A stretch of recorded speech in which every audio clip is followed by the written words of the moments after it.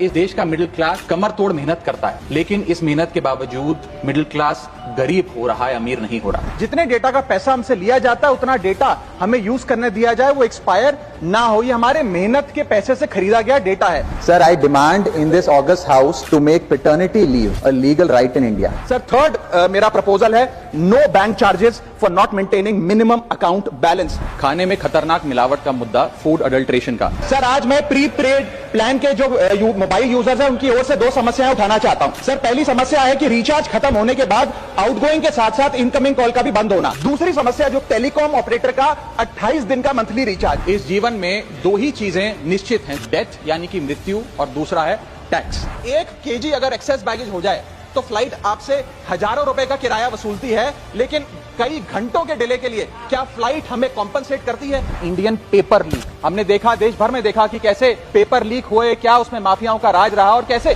बच्चों का भविष्य आज अंधकार की कागार पे खड़ा हुआ है। क्योंकि एयर पोल्यूशन का सारा दोष देश के किसान पर मढ़ा जाता है। आज मैं उस किसान की आवाज उठाना चाहता हूं। सरकार से मांग करता हूं कि हेल्थ और लाइफ इंश्योरेंस पर कम से कम हम जीएसटी ना लगाएं। ये कोई लग्जरी गुड या लग्जरी प्रोडक्ट नहीं है।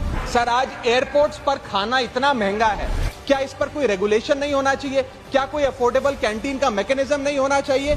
सर, मैं बात कर रहा हूं जोमेटो और स्विगी के डिलीवरी बॉयज की। सर, आज मैं इनका दर्द सदन में रखना चाहता हूं और ये 10 मिनट की डिलीवरी का जो जुल्म है इसे समाप्त करना चाहिए। कहीं कैशलेस इलाज अचानक मना कर दिया जाता है, महीनों तक फाइल लटकाई जाती है, रीइंबर्समेंट नहीं मिलता।